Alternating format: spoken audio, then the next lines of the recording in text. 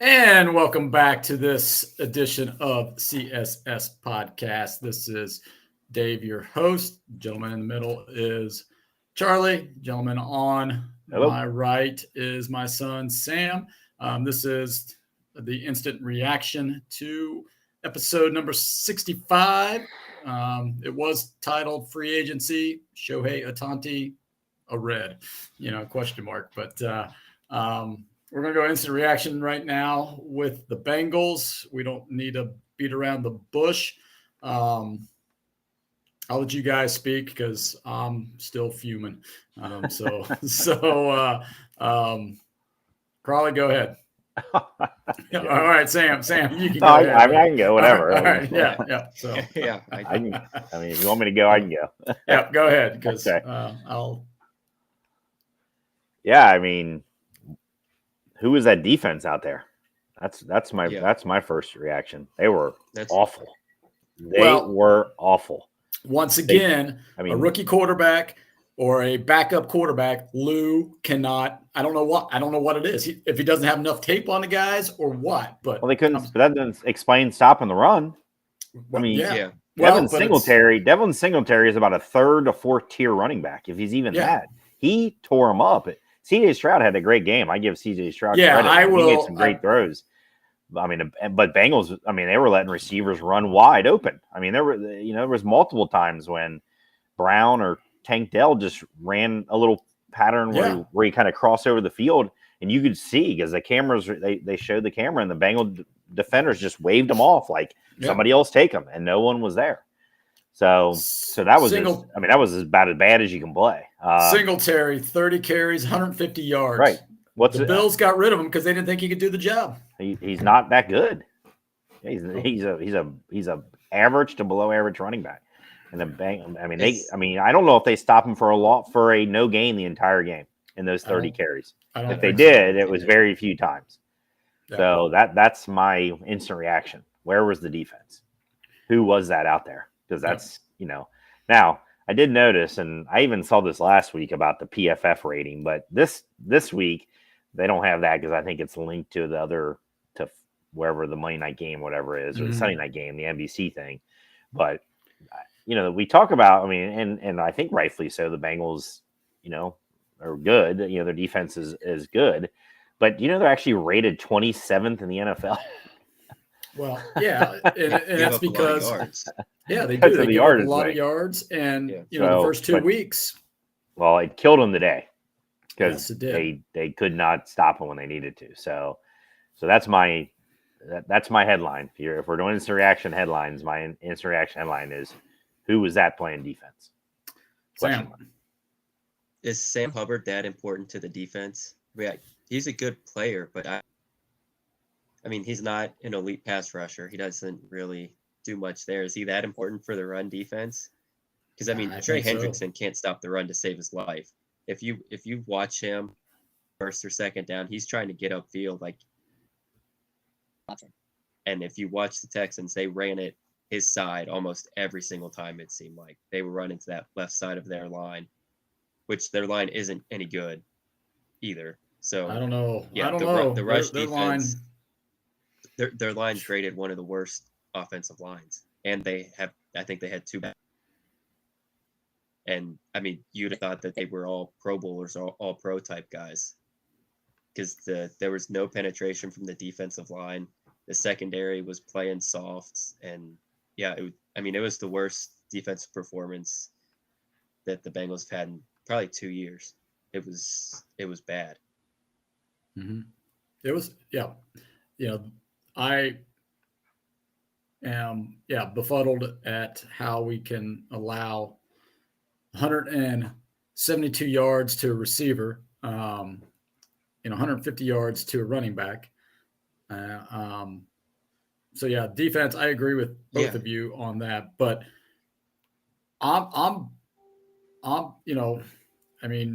Burrow made some bad decisions. The 2 picks were horrible. Now the first pick might be on Drew Sample because he was running more towards the middle of the field instead of straight up that seam, and where Burrow was throwing it was straight up the seam. So I'll probably blame Drew Sample because, he's not really a pass catching tight end on that one. But the second one was totally Burrow's fault. Hey, tried to throw it to 3-4 guys. Yeah, and then the play calling in the first half. I mean, I didn't even watch the third quarter because I was like, I'm done with this game. I went outside and played with the dogs, and I was just like, I'm not going to watch them march down the field like they were carving up, Houston, like it was butter. And then, punt, 3 and out, 3 and out, 3 and out. It's like, what are we doing, Zach? So that's, you've got, and I understand that, T. Higgins is out, but other people need to step up, and they did in the first drive. And then all of a sudden we just, I don't know. I mean, Joe Mixon's only getting 13 carries a game. That's what he's averaging. Well, that's the problem Actually, for me is I think 11 carries for 46. I mean, 4.2 yards a pop. I mean, that's right. decent. He needs to get more carries. I don't get it because, I mean, Joe Mixon's the kind of running back that the more carries he gets, the more he gets going. And the offensive line gets going. And yeah, I mean, and they kind of they go, oh well, we get him touches on.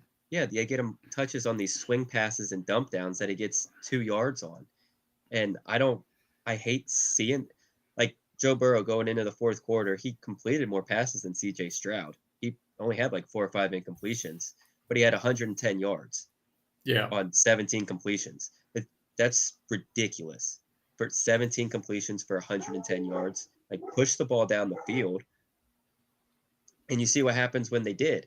Chase breaks that long one. You hit Boyd on a couple 15-yard little out route type things. He broke one of them. I mean, push the ball down the field instead of these stupid little swing passes out of the backfield. It does. I don't get those. Yeah. But that's and you saw what the Texans did that. They pushed the ball down the field. I mean, they lead the league, the whole NFL in over 25-yard pass completion. Yeah. So well, when they give them 6, 7, 8 seconds to throw the ball, for crying out loud. I mean, that's because they're running the ball, play action, and then the Bengals couldn't stop the run. Stop the run, and that's why we've got to run the ball a little more so that we can have a play action. But I mean, if the Texans didn't have those 3 turnovers, they probably put up 40 points. Yeah, and that's the other thing. We've got to score off the turnover. I mean, 2 of them went 3 and out. The pick, but those fumbles, 3 and out and punted it right back. Where it's like, I mean, you essentially don't even get the turnover at that point. Right. And then when we go and score there in the second half, Texans march right back down and score. I mean, that's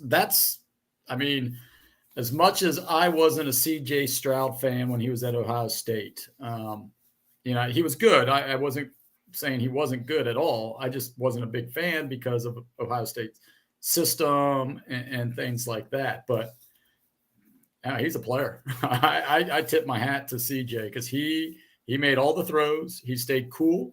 He throws that pick, almost a pick 6. And we needed to punch that in. I'm sorry, but we needed to punch that in to go up 4, right? And then they did. After the pick, they scored the touchdown. That was the Mixon touchdown. That's right. It was after we got the ball back. We got the ball back. Tyler Boyd. We have to punch that in there. They win that game because the defense, because just how our defense plays, they play that way. And of course they're going to go with a minute, 30 seconds and a timeout. They're going to get into field goal range the way our defense plays. That bend, don't break. And so 4 points is huge because the defense can do the same things, gets to 30 seconds. They still got to go 40 yards, and the defense, that's when they tighten up. And the bum kicker can't even make a team off the street, comes in, goes 3 for 3.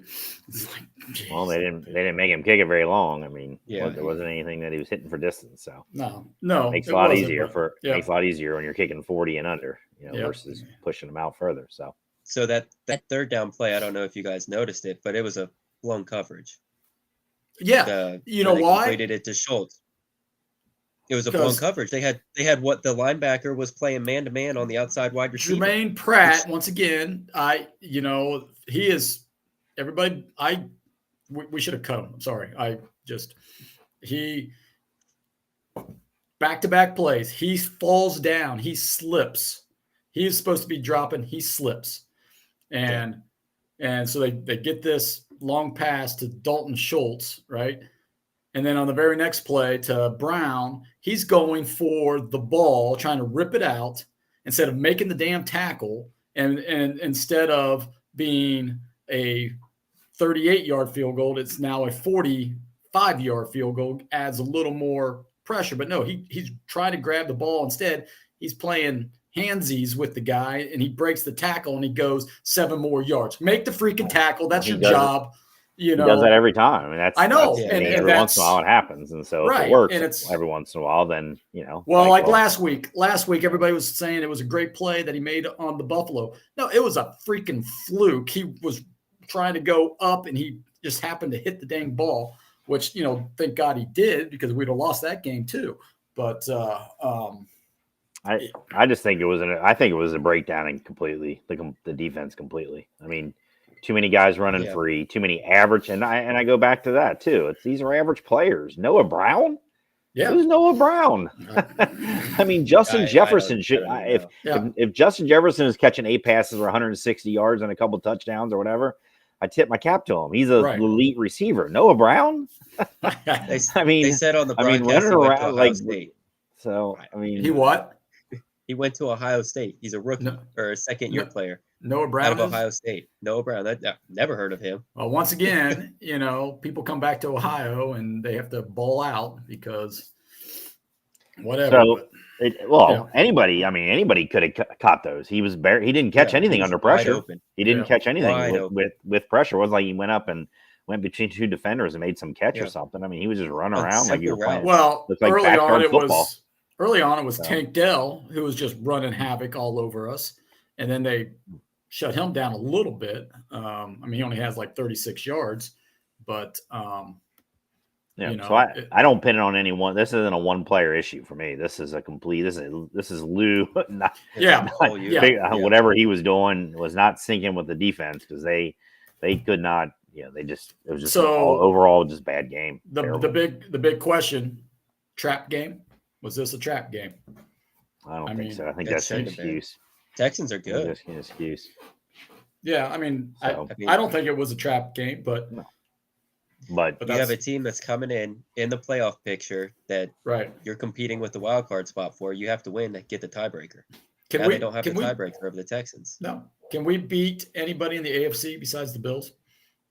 I mean, we haven't. We'll see. We haven't. Yeah, and now we got. Now we're 1-4 in the AFC. Right. Yeah. 1-4 in the AFC. It's to the point where we're not. Baltimore. We go to Baltimore. Go to Baltimore on Thursday night. Well, this is where it's kind of put up or shut up. It's almost a must win on Thursday night. It is a must win. I mean, because you cannot. You have to win an AFC North game somewhere along the line, and I think it is a must win. Especially, let's see here. Because they're Cleveland won, so they're 2 games back. So Cleveland did win? Yeah. Oh yeah, they came back and did win. Yeah. So yeah. Yeah, surprised the hell out of me too. That's surprised. Because Cleveland has the tiebreaker. So right. Yeah. So yeah. All right. Coming off the Bills victory, we were looking good. And once again, I don't know. Steelers won also. Yeah. Yeah. So now we're last place by. Well, here's game plus. here's something kind of funny. If we make the playoffs, right?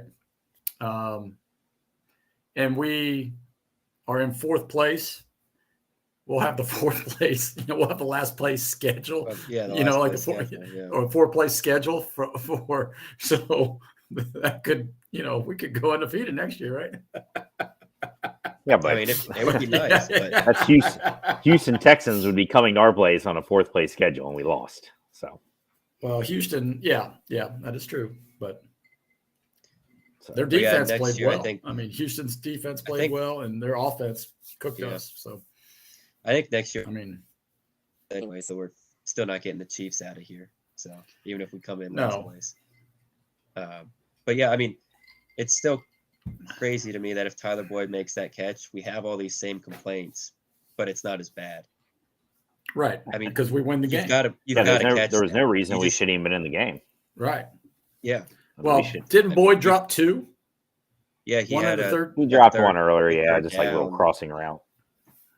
Yeah, but I mean, So- that was in the midst of Karma. their 3 and outs. That's a first down where he's, running, and maybe the offense picks up some steam there.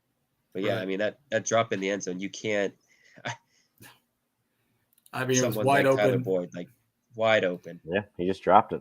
So He dropped let me ask you this. It seems like when we speed up, we play better. Yeah. Should we look at Yep. doing more no huddle urgency type of thing? And because it seems like Yeah, Zach we and should. Joe Just get tempo. a better feel for the game and things. Because the first scripted, right? I mean, their first plays are scripted, obviously, because that's what the NFL does. And they've scored 5 straight touchdowns on in 5 straight weeks on their opening drive. And then all of a sudden, it seems like after that, they just same thing with Buffalo, right? They scored 2 quick against the Bills, and then it just and the other teams make adjustments as well, and then it's a back and forth game, and then we go into halftime and make more adjustments and stuff like that. But I think if you put that pedal to the metal, you just got to keep going, and don't allow these guys to make adjustments when you've got them on the ropes, and try to put up 21 points in the first quarter if you can, and not say, okay, let's figure out what we're going to do. But because they made adjustments, they played a lot of too deep, and and that's why we were going underneath a lot. But then all of a sudden we started opening it up and taking shots. I mean, and every time that the past 3 years, two previous years and this year, when they're in that 2-minute situation, they move the ball however they want. So yeah, I definitely think that that's something that they need to. I mean, you don't have to do it every single drive, every single series, but I mean, you get say 1st and 10, you get a first down, go up there and tempo it a little bit. Right. I mean, that's what I would do. Catch the defense off guard, don't substitute, and just have a little bit of tempo until the defense can slow you down. Yeah. Well, I mean, that's, and you were talking about how other teams are making adjustments before halftime.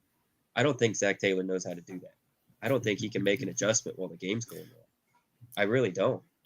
Because, I mean, I haven't seen it. And Lou doesn't make adjustments until halftime. So I don't know. That just doesn't sit right with me, that they're content. They're content to just stick with their game plan until halftime. All right. Anything else on the? Well, I guess I'm more mad at the fact that my 14-3 predictions now out the window. So, because dang it, you should have been mad at that at 0-2. So yeah. Well, I was, but there was hope, right? The Texan game is going to come back, and I said it a couple of weeks ago that Texan game is going to come back and bite us, and not the Texan game, but the Tennessee game. The Titan game is going to come back and bite us. I mean, it is what it is, but yeah, I mean, at this point, you're playing for a wild card, and you got to pass the Steelers. I mean, that's right. kind of where you're at this point, because you still have the Steelers twice. They're not going to have a tiebreaker over you. So right. Yeah, I think that's kind of best case scenario, is they finish third in front of the Steelers, and they're game up right now. Mm-hmm. Yep. Because the Steelers are going to have that the AFC tiebreaker. Because I mean, we've only got the one AFC win, Right. so you've got to get both so that you can get the head-to-head over the Steelers. Because Yep. you're not going to have it over the Ravens or the Browns. Nope. So, and then Trey Hendrickson gets injured at the very end because once again we can't tackle Noah Brown, and then he trips. He's the guy who actually went into Trey's leg, out of his knee. Yeah, and Who knows now? Yeah, I mean we have a double loss. Yeah, and I'm sorry, we got nothing from Miles Murphy and nothing from Osai. Again, by the way. Right. Oh, I know. It's your first round pick, and you got nothing from him. Again. Well, again, it was I don't know who was I listening to. Might have even been earlier today. Miles Murphy is drafted as a project. Your team who is Super Bowl in that Super Bowl window, and you're drafting a project. Mm-hmm. No, you draft a guy who's going to help you minute a one. Contributor. Right. Not a guy who 3 years from now is going to be. Oh, he can start on the defensive line. Again, this is Cincinnati. Yeah. This is how we deal with every with both franchises, and how over and over again. Yeah. How nice would have Chase Young been right there on that side? The Bengals wouldn't do something like that if he was free. Well, yeah, I don't know. They might have. They might do it if he was free, but no, they wouldn't. Yeah, but not take a tight end. Yeah, no. But, no. Even if you want defensive end because you want that depth, Nolan Smith was right there because he had fell, and then the Eagles took him 2 picks after. Mm-hmm. So I mean, he was right there, and if that's someone that you want to develop and bring on, he's further along than Miles Murphy is. He's injured now. Had productive games. I mean, he's injured now, but he's had productive games, being that third pass rusher for the Eagles. Yeah. Was Miles Murphy even on the field today? Did he? He had the borderline illegal hit on CJ Stroud. Mm-hmm. That's the one time I saw him. No. Great. So the 2 other dudes that brought him down, and he happened to be there, almost got a 15-yard penalty. His one contribution to the game. Well, what was Osai on the field today? No. Well, that's part of the problem. Yeah, and he's another guy who we've been counting on and counting on and counting on. Supposedly he was going to be good this year. I'm more on Murphy because he's the first-round pick. But I mean, Osai didn't do anything. I mean, Hendrickson didn't really even do anything. No, not well. but the pass rush period didn't do anything. They were stymied. And the 2 defensive guys. I mean, we mentioned all that, but the 2 who I'm probably more upset about is one is Jermaine Pratt, and 2, Louisier. I mean, he was getting toast. I mean, he was on Brown early. He's not right. And he's not right. He's not right. He's not. And then on the Tank Bell touchdown pass, I don't know if you saw that, but he was like, he read it. He comes running up and he breaks down 5 yards away from Tank Brown. And the Tank just gave him a little juke and he scored. Yeah. Earlier, if you looked at, the Houston's defense, we'd throw those swing passes and Cushing and whoever would come up and just lay the wood on Joe Mixon and our tight end. A couple of massive hits. I mean, they didn't care if they juked, they were going for the knockout hit. And Louisier is standing back there waiting for Tank to make a move, and he made a move, and he bit on the move and scores a touchdown. Well, I think the youth of the safety showed up today. I think a lot of times when they would zero in, the camera would zero in on the receivers, they would swing, they would just kind of go to the middle of the field, and you'd see a Louisier or you'd see Taylor Britt like kind of waving like he's your guy, you're supposed to pick him up, and here comes Dax Hill like 10 yards behind. I don't know where what's his name was, the Ram Nick Scott. Scott was. I think he was running around in circles or something back there. He got. So I think the safeties. I think the safeties were I think they're either, whether it was their youth inexperience or just they were just were not good today, which probably really was what it was. I mean, Nick Scott hasn't been good all year. So I mean, it is should have had that interception, but what we have right now. Yep. But even the All guys right. we count on, DJ Reader obviously didn't have a good game. He's supposed to be our guy to plug the middle up, and I mean, double team, single DJ Hill ran circles around him. So So yeah.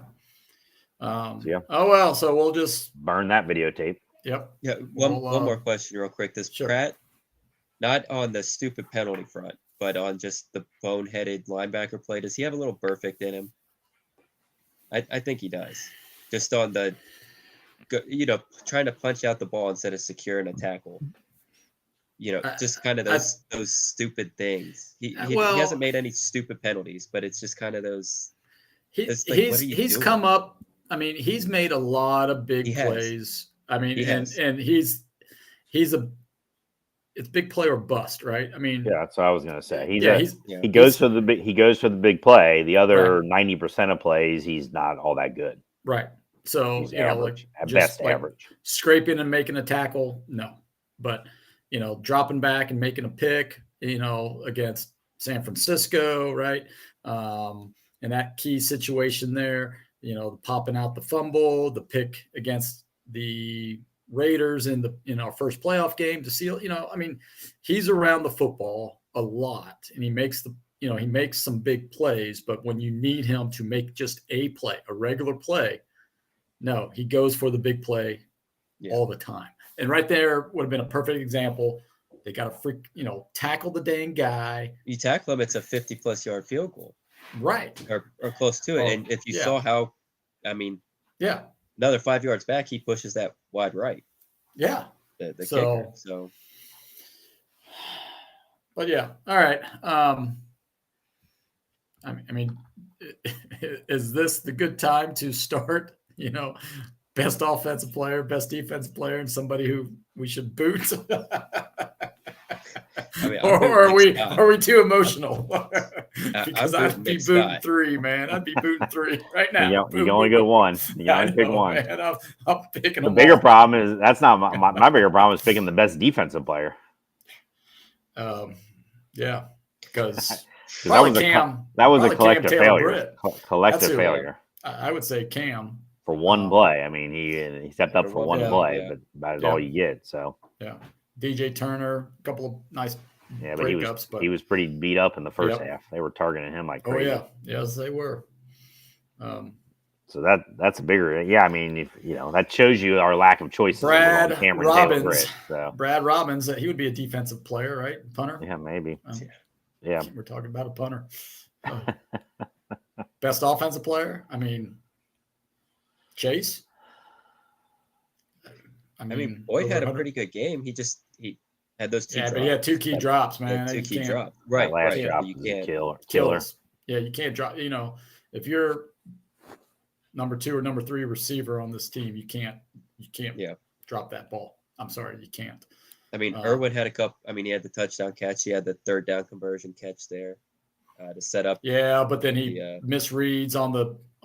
Yeah, he should have Burrow throws the out or the flat, and he goes up for the wheel for the flag route. I go with Jamar Chase because he came up big when they needed him, and he was injured. So that's who. No, it's not. Cordell Volson. That's a weakness on the line. Volson it wasn't Volson. Who's 65? Is it Kappa? Kappa got run over. He got flattened, and Burrow got sacked big time. I mean, it was. I'm talking about just over the course of the game. Volson in general. Yeah. He's the weak link on the offensive line. Oh, I don't know. Kappa the last couple of games has allowed a lot of bull rushes just right up his face. So yeah, he's still a good run blocker though. He's not getting bullied. But we don't run So I guess Volson's a great run blocker. I mean, that's what they did at North Dakota State. I mean, he was a mauler. He's not been good run blocking. He hasn't been good. He was a lot better last year, but there you go. Okay, so we went offense. Crawley, who'd you go with? Offense. I guess I'll go with Chase. I'll say my sympathetic vote is for Tanner Hudson. I like that dude. So yeah. Because I still can't stand Drew Sample and Irv Smith. Again, he had that one catch, and then I don't think he was even on the field the rest of the game. So last time I saw him, he was standing on the sideline with like the guys who hold the like the Down sound markers? the sound. the No, sound? so that's too close to the action. No, it was like the sound equipment guys. He was like standing by himself with the sound equipment guys. I'm like, did he get cut or something? I mean, is he like getting ready to go in the stands or something? So I'm going Tanner Hudson, and he might be my MVP the whole year because I cannot stand the rest of the tight end room. So, well, are you going to compare him to anybody like Collinsworth did on Sunday Night Football? I don't know if you guys compared to heard the other tight ends, he is Travis Kelce. So you compared him to Kelce. So. He's in a roundabout way compared him to. No, he didn't say he did not say he was. He said Travis this guy Kelce. reminds me of Travis Kelce. Those were his words. He reminds me of Travis Kelce. Well, so anyway. Big. But anyhow. All right. And who are you booting? Oh, yeah. Sam, you said Nick Scott gets the boot? Yeah, I said Nick Scott. He's been pretty bad. Yeah. Okay. He's been bad all year.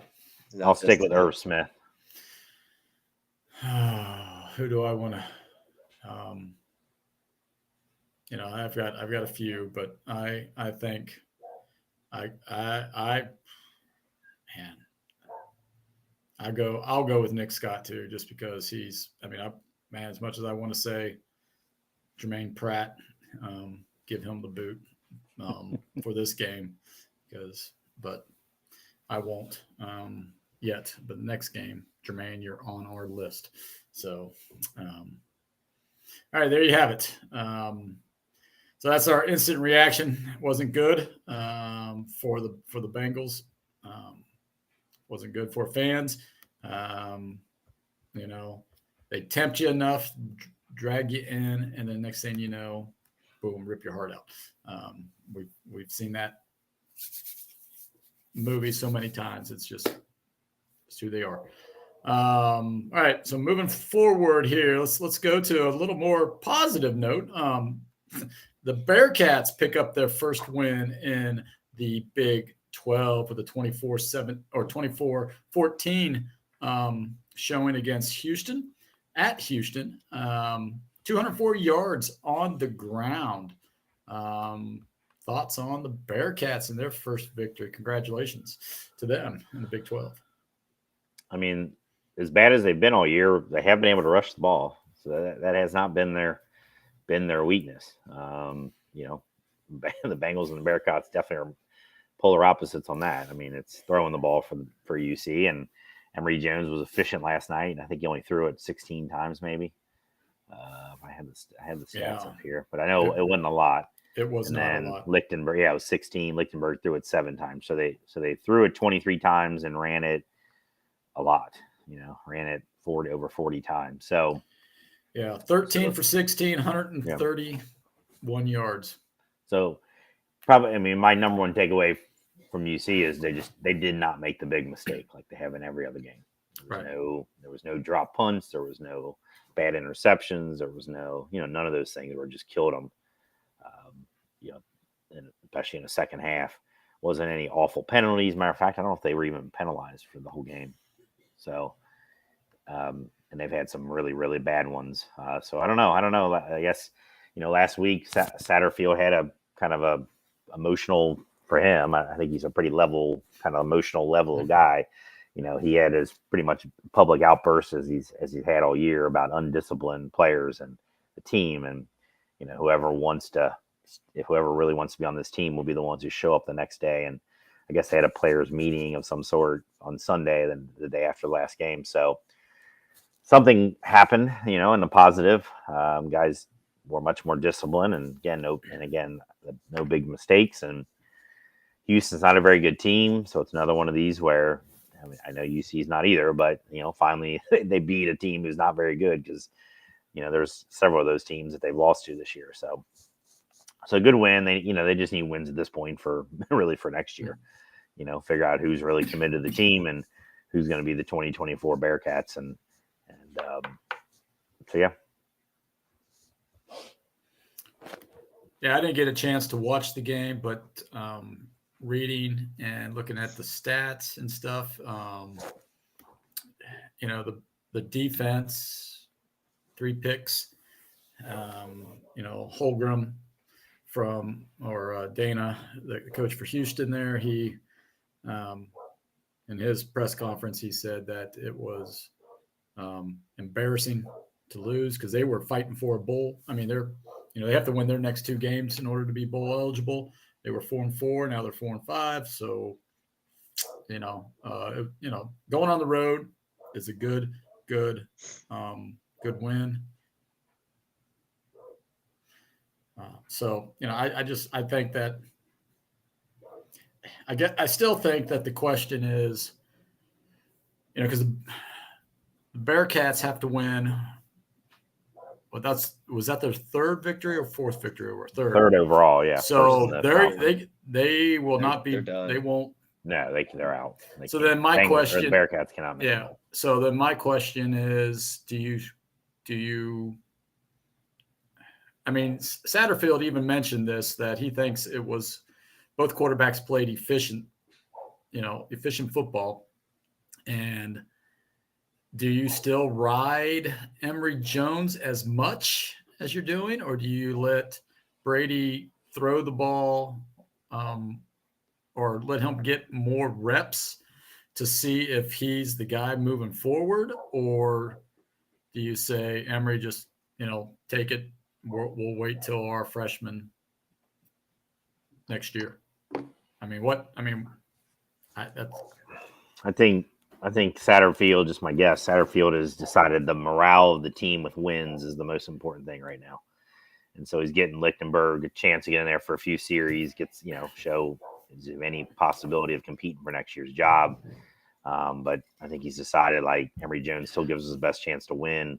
And that's what we need is wins, put it on the board, and not, and it is for next year too, because it's about morale of the team and, can this team win? I mean, they don't need 50 guys transferring out at the end of the season. So, it's true. So, if you don't have the transfer rule, I think things can be handled differently. And that's across the board for a lot of teams, not just UC, but right. I think he's playing that game a little bit, as we got to show we can win some games here in this conference. And Emory Jones still gives us the best chance. With giving Brady some chance, Lichtenberg some chance to get in there and run some series and throw the ball around and kind of thing. Is he your quarterback next year, or? I think it's an open competition, both Brady's, and then they got a freshman coming in as well. Right. And who knows, maybe a transfer. Yeah, I wouldn't be surprised if there's a transfer out there. Yeah, I mean, I didn't watch the game. I didn't even follow it. I didn't care one bit. So, come on, this is sports thing. You got to care somehow. Yeah, no, I don't. I don't even know if I'll care next year if Scott Satterfield's still wearing that stupid visor on the side. He's wearing the visor. He's a visor guy. Yeah, so. Well, yeah, I know he is. He can go touch grass though, because it sucks. Well, but I mean, we'll see. So we'll see what he does. I'll watch game 1 next year and see what he does. But I mean, they're not making a bowl. Like, congrats on beating Houston for your first Big 12 win. Like, great. That's cool. It's not really an accomplishment. I don't really have anything nice to say about it. So. Up next for the Bearcats, they travel to Morgantown, and we're going to have our own roving reporter there. Charlie is going to be there. He might give us some live blogging on that, live updates. You know what time it is? Did they announce the time? Still haven't seen it yet. Whew. All right. So one of us going to come out tomorrow morning or later tonight or what? Right. I don't know what they're waiting on. Twiddling their thumbs. I mean, all the games are done. So yeah. Well. So we'll have instant reaction from that. Depending on what time the game is, will depend on what time we do our podcast. Because obviously, Crawley, he might be able to do it from the road. I don't know. Driving home from the road. No, I'll be home by. The reception will be spotty. Yeah, well, that's true, especially through the mountains there. Right. Yeah, so I'll be home by 4:00 or whatever. Okay. For sure. So, even if the game is an evening game on Saturday, we'll leave early on Sunday. Early on Sunday. All right. So we'll shoot for 4:30 like this time here again. All right. So moving on to the round ball basketball season. We did not have our preview show last week, and we probably will skip that, but we'll talk a little bit came about. out. I just Googled it. Sorry interrupting you. All right. Saturday, November 18th, 2:30 p.m. 2:30 p.m. So mid-afternoon game. All right. They're not even giving you a TV probably wishes it was 2:30 a.m. But yeah. I'm sure that's on ESPN 320 or something. So, but no, that's an ESPN Plus game because that's it's on the Ocho, right? And they only show that during like July 4th. It's on ESPN Plus, obviously. Yeah, because that's not the normal time slot. You usually get the the 3:30. Yeah, not 2:30. So I think a game this is just my take again. This annoys the crap out of me. This waiting till a few days before a game to announce the TV time. Once it's decided it's ESPN Plus, and we could have known this game was ESPN Plus 3 weeks ago, then it should go to the two schools, and you just pick wherever you want to play. Like, who cares on ESPN Plus? What's it matter? Right. Yeah. It's a streaming game. It doesn't matter. It's not going. It's not. They're not making any money off of UC. The TV networks aren't making any money when it goes to ESPN Plus. So, it's going to be some UC and West Virginia fans watching it. So, that's the ratings will be Maction level ratings. So, so what's it now? So it should be at that point. It should just go to the schools and whatever you want to play, you play it. So, good point. Just another NCAA or allowing the TV networks to make poor decisions. All right. I guess the big news. Speaking of NCAA making poor decisions, are we going to basketball soon? Yeah, that's right. That's what I was going to say. The big news, it's not UC being 2-0. It's is it 3-0 now? Oh, 3-0 now. They won today. Tonight. Yeah. All right. So they crushed some 3-0. Nothing team, Eastern Washington or something. Yeah, the transfer being denied his third time through. If you follow, shout out to Lance and Mo. Those of you that are in the Cincinnati area, McAllister and Mo Ager, every time that a transfer gets approved who has more than one transfer, they're tweeting it saying the NCAA just approved this guy to play basketball. This is his third time transferring or his second transfer. You see the guy from yesterday? It's his fourth transfer and he got approved. Yeah, exactly.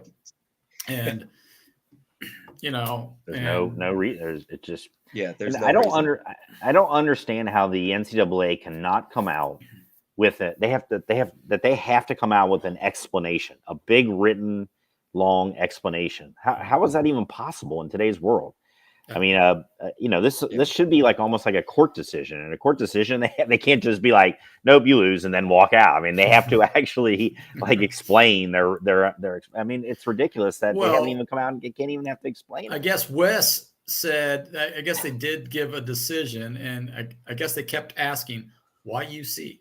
Yeah, why UC?" That's not even an explanation. Yeah, it's because like, why UC? What's the matter if it was Puerto Rico University? Yeah. It doesn't matter. Why UC is because he went to Kent State first, right? He was at Akron first, and then he transferred, and then he came back because he has his host family still in Akron. It's closer to family, right? Hell, a guy who's went the 2-time transfer to Cal, who was their head coach is Matson from Utah Valley. Right. He just got declared eligible. Yeah. How is Matson benefiting from a 2-time transfer? And a guy who Matson left is not getting the same thing. I mean, again, it's just right. That the should NCAA be once again should just be abolished. They are pointless. They do nothing. They just conferences run themselves, and Michigan fans will agree with you. Whatever. So NCAA, Big Ten, it doesn't make it. It doesn't. Again, I just don't get the no explanation thing. Right. So, yeah, it's frustrating because they're still waiting on the other one because they haven't even made a ruling on that. Like, how do you not make rulings before the season starts? Like, that's well, they did. They denied them, so this was the appeal. Oh, this is the appeal. Okay, gotcha. That was the appeal. Gotcha. Yeah. So, and now lawsuit time. Yep, and Yeah. he's got his lawyers. It's the same crew that got Tez Walker eligible, the wide receiver from North Carolina, and he went to Kent State first, and then he transferred, and then What's the NCAA punishment if he just plays? If they're just like, no, we're playing. you will be they will It's a probably forfeit. Like your record forfeit the doesn't games. count. Yeah. But But what you I'm could- sure you could still UC is play going to the hope. game. Yeah.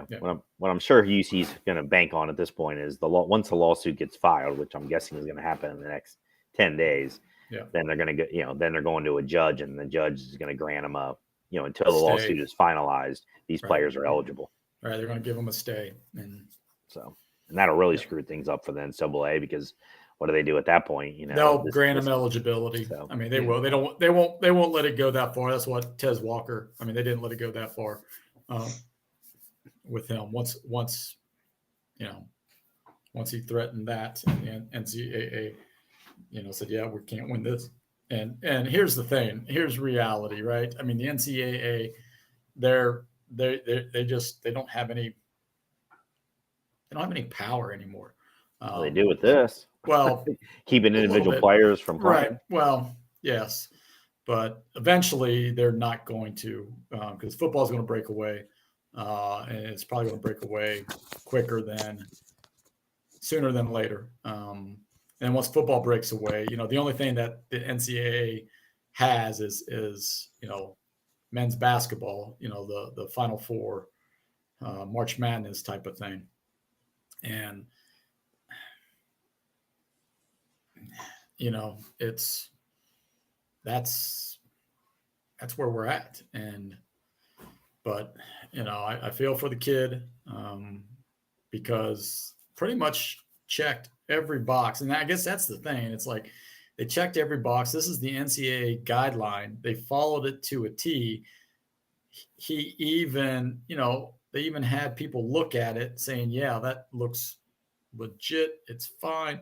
Send it in. He should be enrolled at UC. And then they deny him. First, they rule him ineligible, and then they deny him again. And I just don't understand. I don't understand that. But, well, nobody does. I don't even think the NCAA understands why they did it. So, yeah. All right, moving on to the Muskies. They are 2-0 as well. Shot better second half. Not real, up to date on them. I'll probably be more up to date next week, because Monday night they're traveling to Mackey Arena, home of the Boilers, and my Boilers there. I'll probably be glued to the TV at 8:30 on Monday night, and big test for both teams. Purdue bring back pretty much everybody, and Xavier. This will be a real good test going into a hostile environment, playing a nationally ranked team, number 3 in the nation. They have the inside-outside with Zach Edey, and then the two guards, Fletcher Lloyd and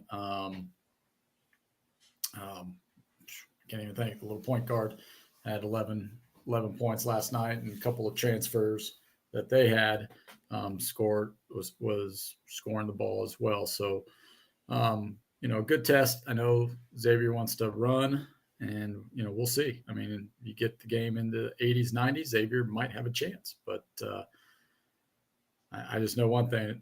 It's going to be the paint crew is going to be loud, and Mackey's going to be loud. Yeah, I mean, Xavier's you see a little bit too, but Xavier's interesting from the standpoint of they got a whole brand new team. Yeah, they got one 10 new returning guys. player, one guy returning that's actually contributing. So, they're going to Purdue, who's a veteran team, right? I mean, most of their core guys from last year are back, right? Yeah. I think everybody's back. They have, Zach Edey, obviously is 4 years, but their two guards are sophomores, so they have another year experience. I mean, Purdue get any more athletic?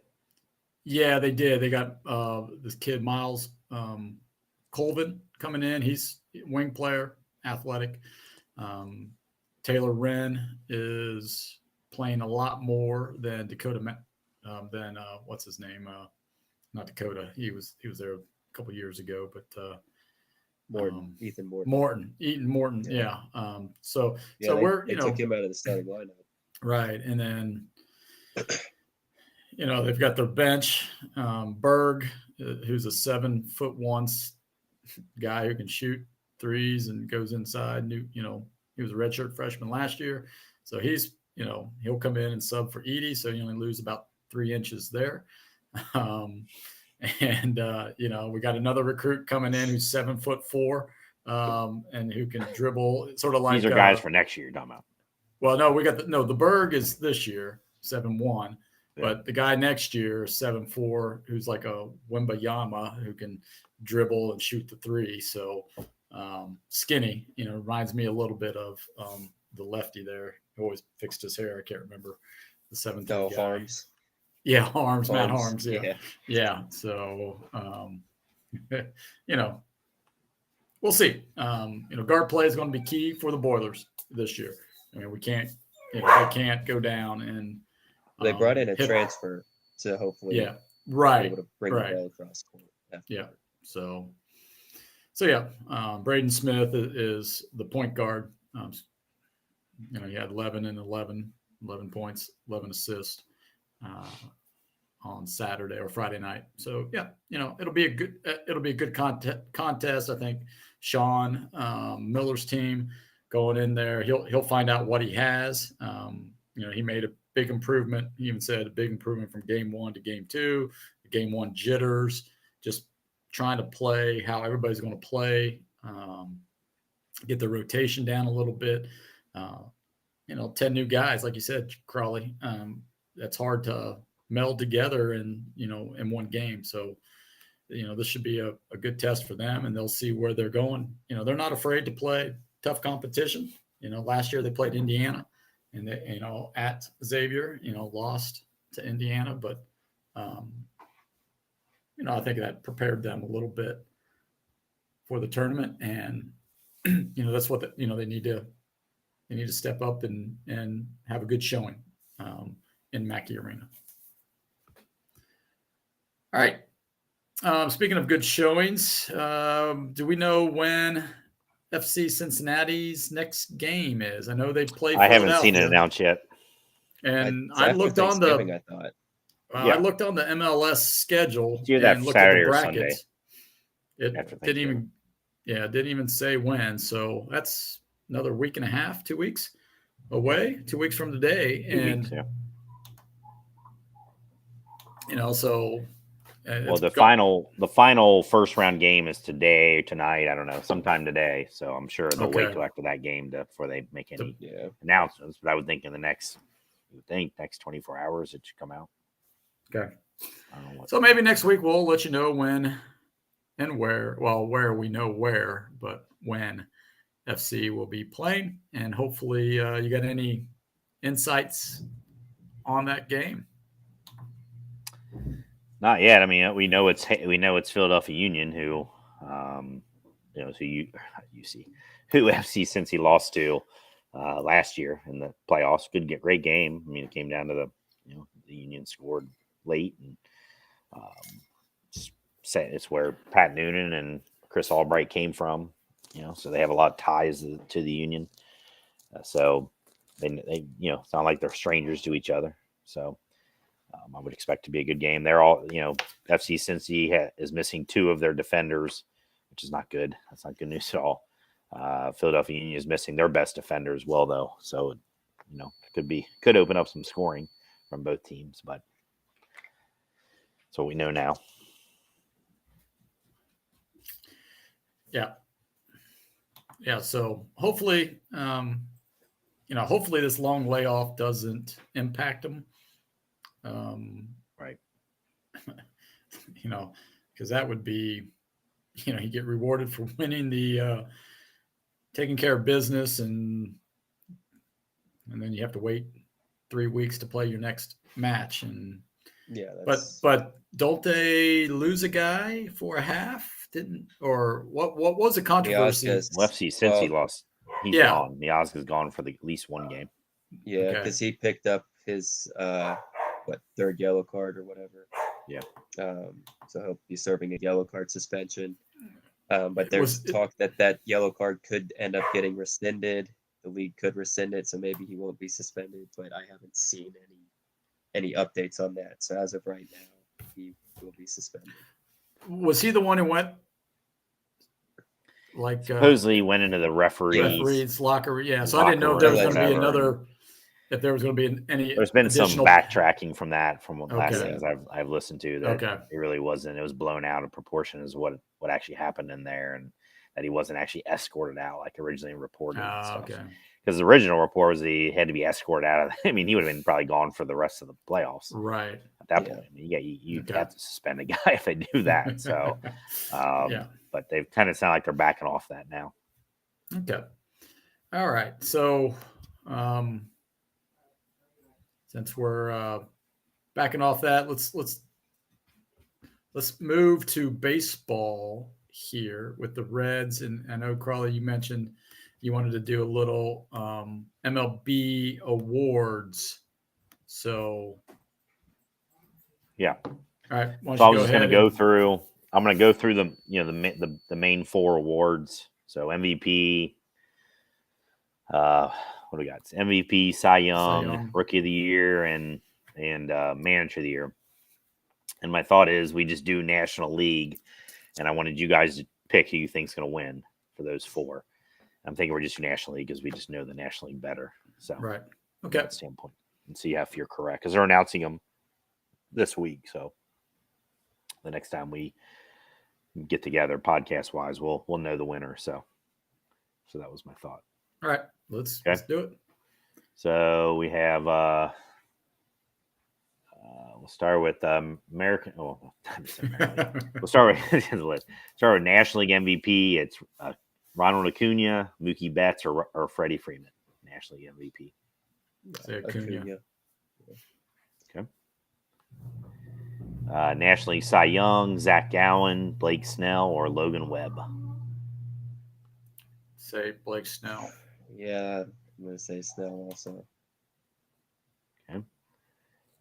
NL Rookie of the Year, Corbin Carroll, James Outman, or Kodai Senga. Spencer Steer should have been in there. He should have been in. Yeah, he definitely got. He got hosed. The Dodger guy should not even been in there. Yeah. Other than him being a Dodger, Steer's statistics, everything. Right. Every single one of them. Yeah. Every single. I think his defensive run saved or something was lower. Great. But he's more important defensively because he plays 18 positions. So you can't even use the analytics on him. So right. So yeah. So but it's Corbin. Yeah, regardless. I mean, Corbin won the award at the All-Star break. I mean, they were saying he was the best rookie. So yeah.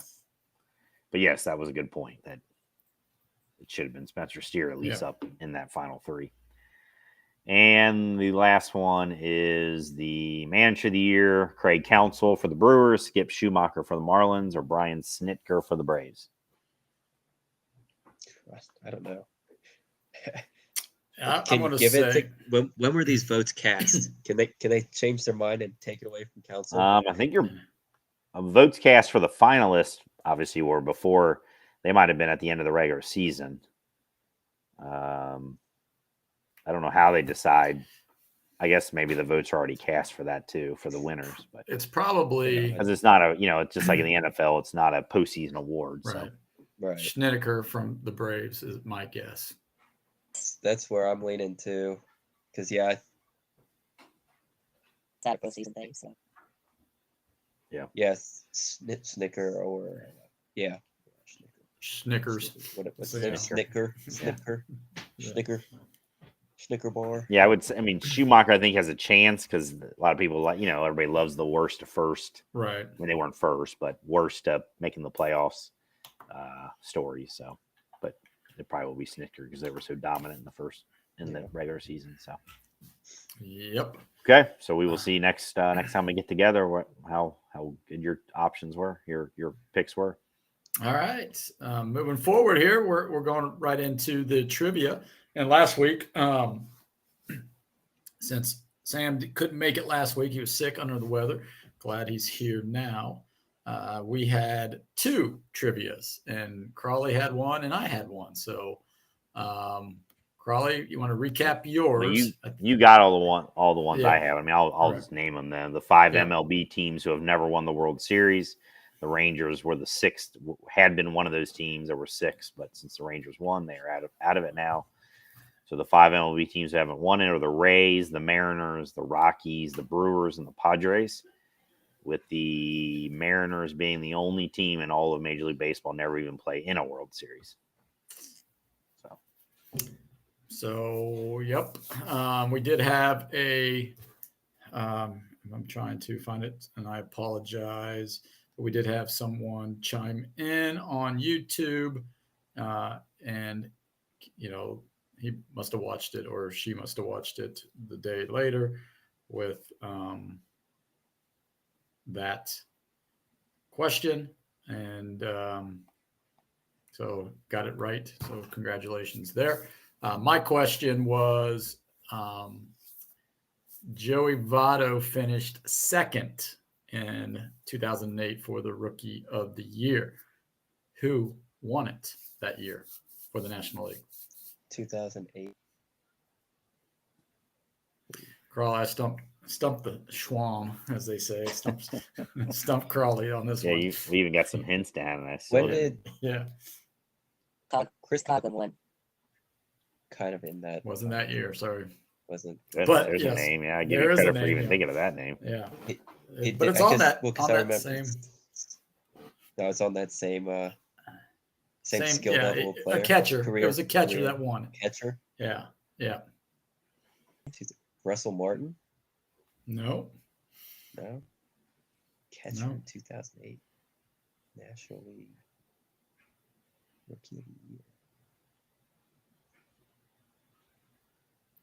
No, I've got no idea.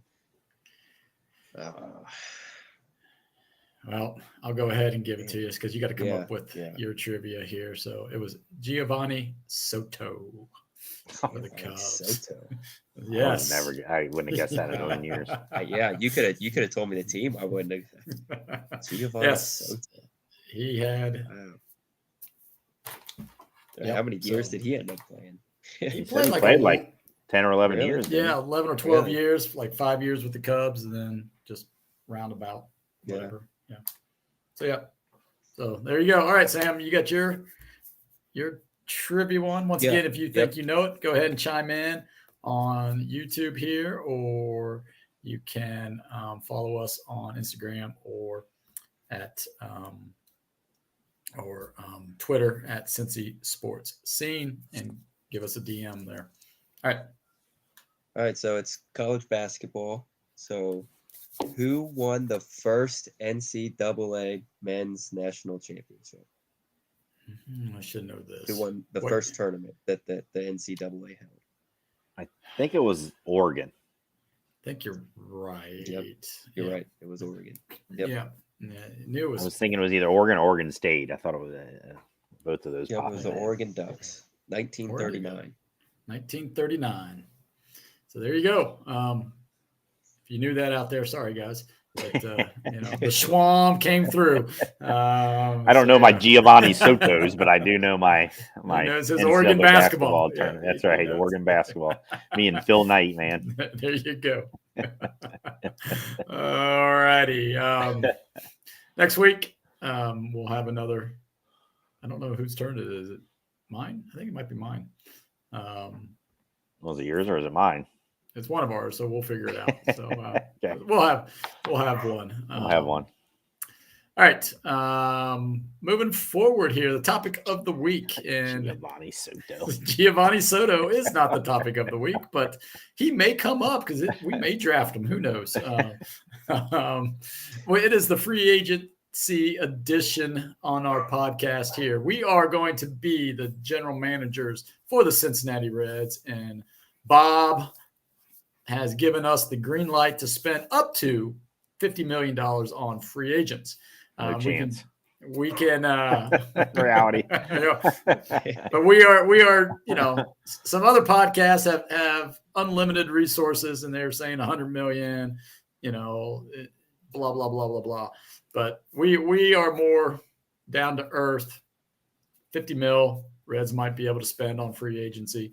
The way we're going to do this, Sam, you're going to do a random generator for us. We're going to do a little snake draft, and then we'll give this a vote on who wins the free agency tracker. And how we're going to do this, we are going to go with the AAV average that Fangraphs have. So it's 1 year, what their AAV average is.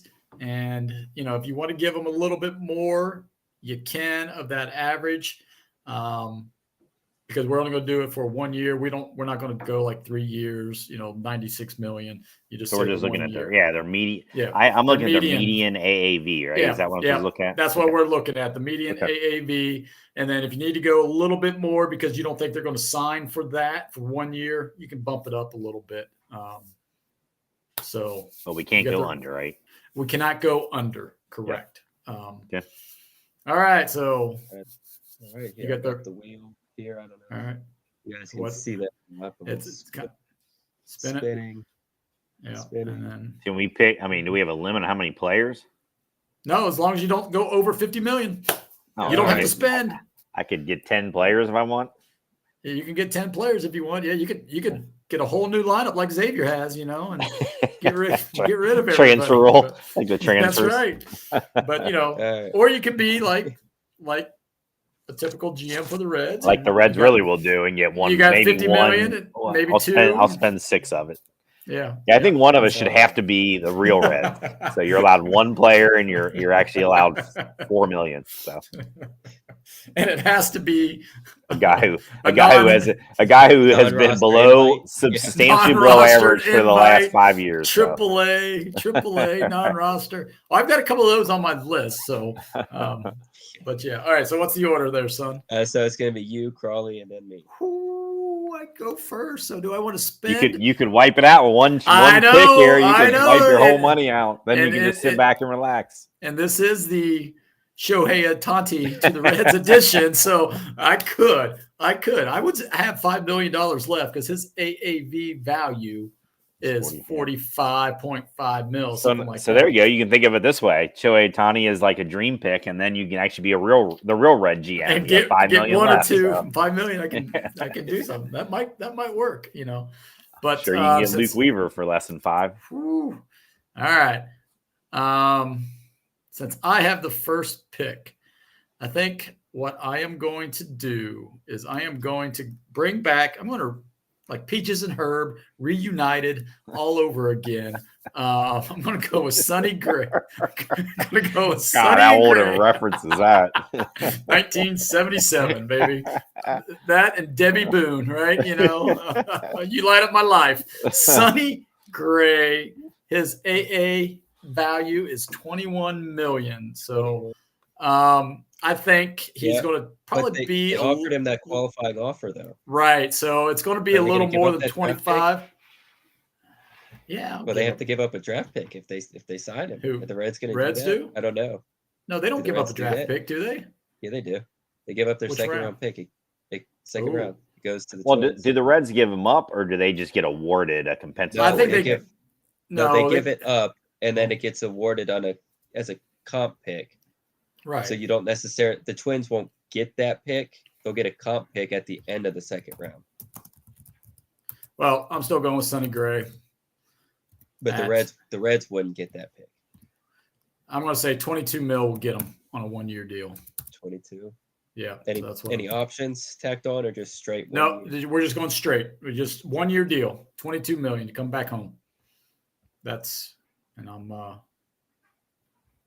And I've got the spreadsheet up here. The producer's out and about. So who was second? Me. Crawley. So let me highlight Sonny Gray real quick and fill this in with. All right. Who are you going with, Crawley? I'm definitely going pitcher. That's by far the number one need. So it's just which pitcher do I go with? Sonny Gray is a good pick. Definitely would have considered him. I'll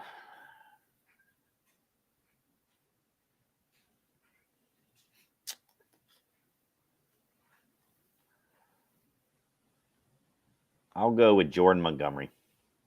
Jordan Montgomery. Yeah. Lefty. He's at 21 million. I think he'll be there. Yeah, 21. All right. Yeah, I'm going starting pitcher as well. Where I'm going? I want to go with Nola. So I'm going to go with Nola. Aaron Nola. Aaron Nola. Yeah, he's at 25. 25 mil. Yeah. You think that? I mean, he made the qualifying offer at 20.3. Yeah. And Fangraph, with the 25, that's a 6-year deal. So, is that where you want to go? You want to give him 25? I think that's what. No, I'm changing my mind. You're right. One year's not gonna get him. I'm gonna go with Seth Lugo.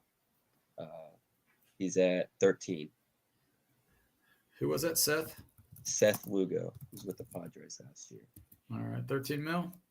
Yeah, veteran pitcher. You can probably get him on a Okay. That's a little more realistic. All right, so it goes back to you, Sam. Goes back to me. Yeah. We're going. Yeah, lefty bullpen. This guy's won 3 straight World Series. Maybe just get him for that. We're going with Will Smith. He's at 4 million. All right.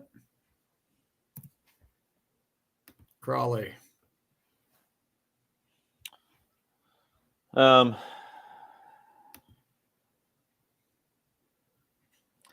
gonna shoot for the fences here. This is not gonna happen, but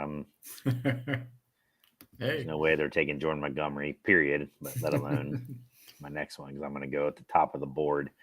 Because they need an outfielder, and this guy's not very good in the outfield, so it'll be more of a DH, I'm sure. But they can at least they need a right-handed power bat. What I'm looking for. And I think the best one on the board is Jorge Soler. So I'm going to take Soler at. No qualifying offer, so I'm going to stick with 16 million. I think I can get him 16 mil. So. Yep. So that puts me at 37 million spent so far. Yep.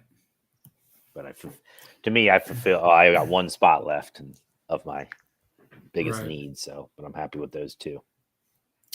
All right, so that was a good pick. He was my number one outfield guy, but I think we might.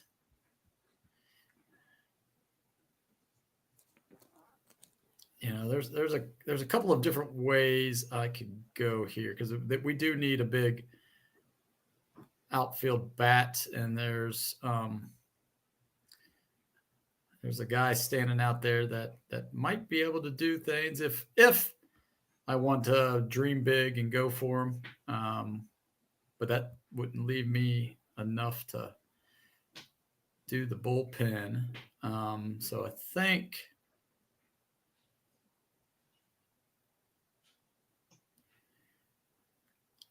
What I'm going to do is we're going to go bullpen help. I'm going to go Jordan Hicks.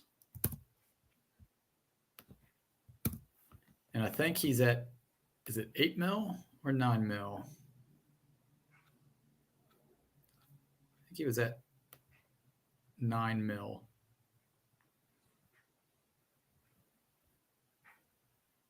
Jordan Hicks, 9 mil. So that's what I'll give him. I actually think you could probably get him for a little cheaper because last year only made like 1.9 million. But we'll do that. So that's right-handed, maybe setup man for them. And then I am going to go with For my next pick, outfielder, since this is, we want somebody who wants to play some games. I'm going to go with Hernandez at 15 mil, I think. Yeah. Teoscar. Yeah, Teoscar Hernandez, 15 mil.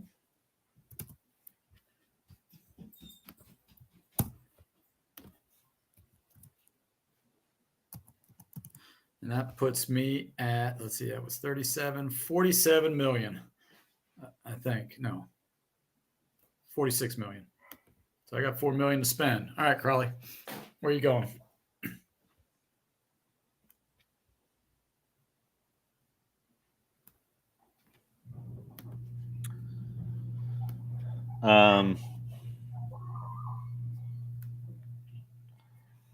So I'm gonna bring back a guy, a former Red as well, not Sonny Gray, obviously, because he's already gone. But I got 13 million left. I mean, I can get a guy who could be a starter or swinging to be a mainstay of the bullpen.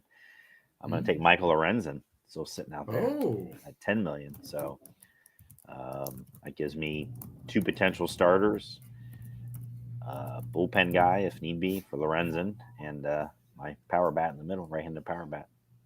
Nice. And that puts me at 47. So you are at Peaches and Herbs too. All right, nice. Reunited. Yep. Sam?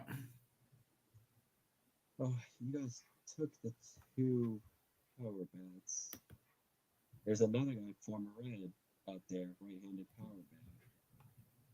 Just strikes out too much. I'm not sure if I would take him. Yep. But I think I'm going to be an upgrade in the outfield. He's good defensively. I'm going to take Adam Duvall. Adam Duvall?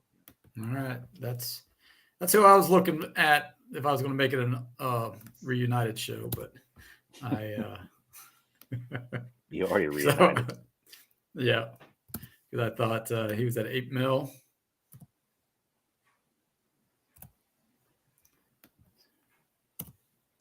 So right now, son, you got 25 mil to spare. Man. So where are you going?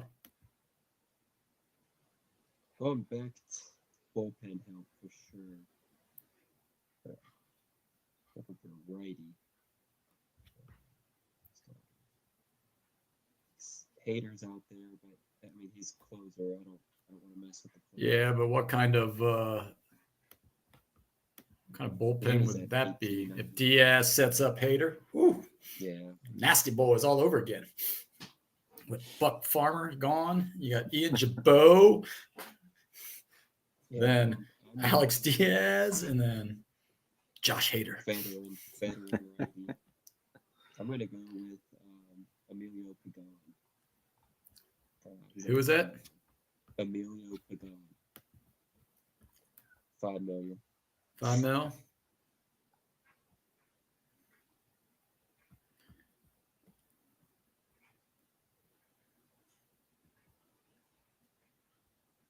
All right.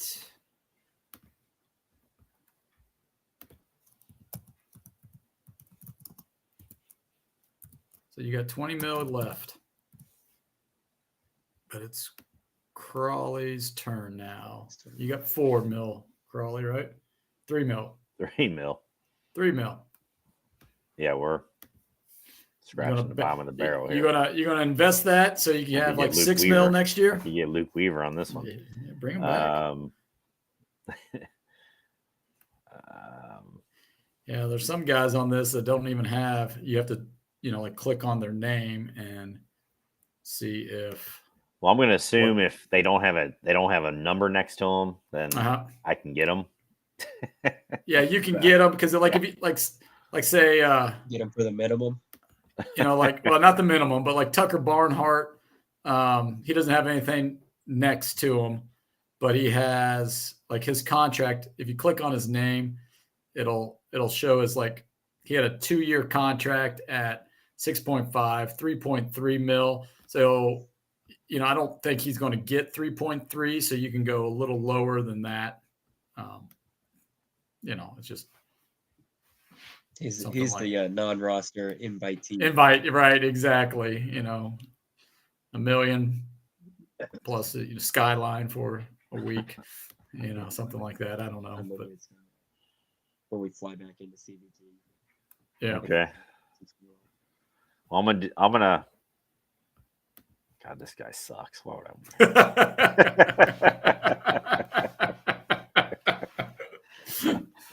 Just for the Dreamweaver? No. This guy was on the Reds before, and he was not very good with the Reds, but he has been better since he wasn't on the Reds. He was pretty decent for the Yankees. I'm going to take Wandy Peralta. Oh, Wandy for $3 million, and that's it. I'm over.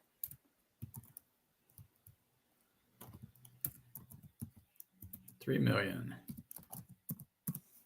All right, so I have 22, 31, 46 as well. So I've got $4 million to play with.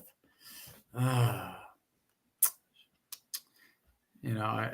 wanted to do this like a whole. Well, we'll talk about.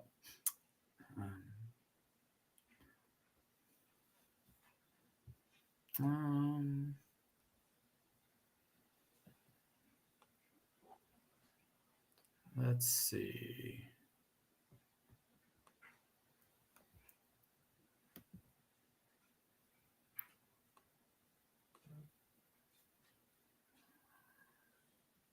You don't got any money either, so.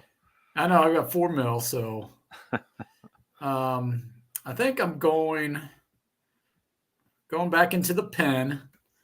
This guy's not great, but his ground ball percentage is 54.5, so he throws more ground balls than fly balls. I'm going with Dylan Floro. Oh yeah, he was on the Reds too. Yeah, so bring him back, Dylan Floro, and I'll give him, the $4 million. So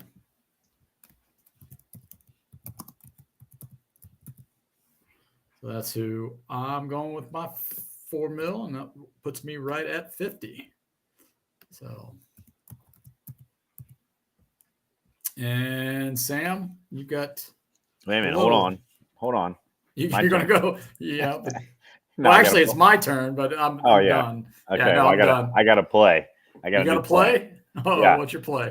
So, I didn't say Wandy. I just realized Wandy Peralta just sent me a message, and he said he wants to win this year. So he's gonna take only 2.5. What's the major league minimum?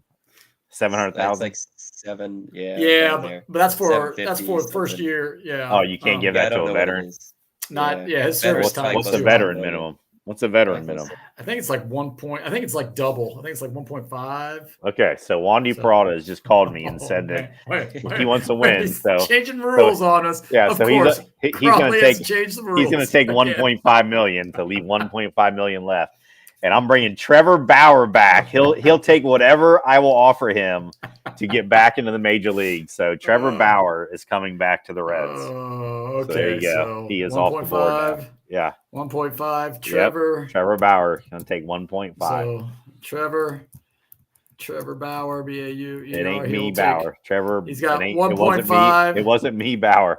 And he's got some 1.5 million and some whips and chains. There you go. Wait a minute. I got a phone call. Hold on. Wait a minute. I've got we've got Dylan Floro says, wait a minute here. No, I'm good. All right. I'm Sam. all in. Hey, your microphone is almost like it's muted at times, so I don't know if it's because. Is that better? Did I? Yeah. I might have Yeah. it. All right. I've got a decent one. Trevor Bauer, Wandy Peralta. Yes, this is the reunited show. That's right. Should have been our theme. Come on, Sam. Moose is out there. So, no, I'm not bringing him in. I do have a lefty power bat I'm looking at. Give a chance. Will Meyer's still out there. God. Outfield, first base, DH, lefty power bat. He strikes out a ton. But maybe I'm just thinking maybe GABP he can hit 40 bombs. I'm gonna go with Joey Gallo at 8 million. Oh God. Joey Gallo. God, 8 mil. 8 mil. Him and Ellie will be competing for. All right. So And then I'll just take one more guy, so we're not going over. yeah, you got 38. You're at how much are you at? You're at 16, 20, 33, I don't know. 38. So you got 12 million to spend yet. Yeah, I mean, ideally, I'm going to use it. The rest on bullpen guys. Maybe a utility player like Donovan Solano. Reunite him. He's back out there. Probably get him for the minimum, 1.5 million. But outside Yeah, of that, you can. The main guy that I'm looking at is Reynaldo Lopez. He's at 6 million. Who was that? Lopez? Reynaldo Lopez. Reynaldo. Yes. The Reds put a waiver claim for him, but the Guardians took him before he could get to the Reds. So. All right. All righty. Now, that. Any more, or are we good there? I will No more say phone calls. I've seen some rumors that Kyle Farmer might get non-tendered by the Twins. If he does, I think that's a phone call you have to make. Bring him back. Make that call. Veteran Kevin leadership. Newman. Can play anywhere. Newman's still out there. Nope, you can keep Newman out there if you bring back Farmer. You keep Newman out there even if you don't bring back Farmer. Yeah. Yes. Let's clarify that. Shoot, you call the Twins to bring back Farmer. You could Jose Barrero. You guys can have him take a chance on him if you want. You know, a couple of depending on how the board shook out. You know, there's a couple of them that I was looking at. If I didn't go with Jordan Hicks, I thought about reuniting Chapman. As a setup man for $7 million. If I wanted to go 2 starters, and I couldn't afford Sonny 3. Gray. Yeah, I know. If you got 1.5. I mean, maybe. I got 3. If you want to call Lorenzen a starter, go right ahead. I mean, that's funny. You're questioning him and not Bauer. Bauer's more of a traditional starter. I mean, I would take Bauer over Lorenzen, but I thought about Wade Miley too. That veteran lefty or who they should have had this year. Yes, that's who they needed this year. Yeah. Another bullpen, but he was probably too expensive with Joe Kelly. God, he's old too. God, he is old, but these free agent guys are so freaking old. Yeah. Well, especially the relievers. Why do you take Rich Hill? He's 44. Yeah. Well, I don't need Rich Hill. We had that guy last year or 2 years ago, a left-handed pitcher. Who was that guy? Minor. Mike Minor. Minor, but he wasn't a reliever. But we had an old left-handed reliever at one time. I don't remember. Oh, reliever. But yeah, we had Arthur Rhodes back in the day. Arthur Rhodes. Yeah, but he was decent. He was. But yeah. All right. Next week, that pretty much wraps it up. We'll get this out there for you guys to vote who would win. I went all in with my 50. Probably should have just went with Shohei and said the heck with it. And if I knew I could go take a phone call and from Trevor Bauer's agent and said, "Hey, I'll come for 1.5," I would have probably done that. But hey, I'm creative. It's just being unlike the Reds front office. I'm a creative. Yeah. Hey, speaking of which, speaking of this, I thought of a trade. See what your guys' thoughts is on this. And okay.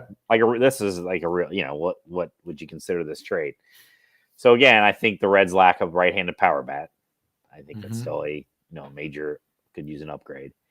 And so what about? And I think the Mets would be willing to listen to offers for about everybody because they were so bad this year. They got to get younger. They got to get I don't think they worry about expense necessarily, but they need players. So Pete Alonso, We're trading for Pete Alonso, and we're giving up CES, Jonathan India, and one of our single A whatever players. Ooh. How many more years of control does Alonso have? Is it just the one? He's got to be that. He can't have much left. Right. I know, I don't know if he's 1 or 2 years in arbitration. He's 28. He made $14 million this year. I would do it. So he's probably last year of arbitration then if he made that much. Yeah, I would do it. I mean, giving up CS gives me a little bit of pause, but I mean, Alonso walks into JBP and hits 55 homers next year. Right, exactly. I mean, yeah, I would do it in a heartbeat. I mean, okay. I would. You're probably giving up a pitching prospect. Right. Yeah. Would be my guess. Yeah. India's dad will be happy he can play for the Mets. So right. That solves your log jam in the middle infield too. Right. Yeah. And when Alonso goes bye, you move Steer to first. Yeah. I mean, you could get somebody else. Steer or Reese Hines maybe. I mean, I know they've been working him in the outfield. Yeah. Cam Collier. Yeah. I mean, we've got a lot of prospects and I mean the Mets. What they'll do is the Mets may require somebody like they might require like Connor Phillips or something. Right. Might have to be better than a single A guy. Might have to be like Connor. Unless Phillips, it's Chase Petty, right? I mean. Yeah, I mean, there's probably 2 pitchers that are untouchable: Rhett Lauder and Petty. I would think would be their 2 highest pitchers. Yeah. So maybe Phillips, who they drafted another pitcher out of high school, I thought last year. Well, their second round guy, their second pick was a college guy, LSU guy. Yeah. Ty Davis or Ty. Yeah, okay. Something like that. So maybe him. Well, here's another question for you guys, and this was off on the Locked On Reds podcast. So, would you lock up the young core of guys? So McLean, Ellie, Marte, CES. Extend them and Steer. Extend them for so that you have 8 years, sort of like the Hunter Green contract, right? Or would you spend that money on a frontline pitcher this year? And bullpen a long-term contract type situation. Yeah, just 1 year. I would spend the money on. I would spend the money on this year. Yeah, pitchers. I get the pitcher because you have those guys. Like you don't have to. Spend, I mean, right. You don't have to lock them up because when you lock them up. Right. I mean, it's sort of it's money off your books in the future. Yeah. Right. So money. I would probably go all in and go get it. All right. Good. Yeah. I mean, because realistically, you're not going to be able to lock up all of those guys. Some of them. No. Yeah. Not especially 3/4 of them are Boris's client. Yeah, they're Boris guys. Right. So and he doesn't usually lock up early, but we'll see. All right, so hopefully you enjoyed our Shohei to the Reds edition of this, which did not happen. Nobody had the guts to throw out 45. It'd probably take all 50 to get him here, but so next week's edition, if you think you could beat us, go ahead and submit that at CSSpodcast@yahoo.com. Submit your draft here, those type of things. But our next show will be next Sunday, and we're going to have a special guest with us. So you have to stay tuned to that and find out. Come back in. We're going to have Rank Those Bengals, and it should be a fun edition. So, okay. Thanks for listening. Thanks for tuning in. Those of you that watched us live, we appreciate you. And remember to hit that like and subscribe button, and make sure that you catch us next week. So until then, take care, everybody.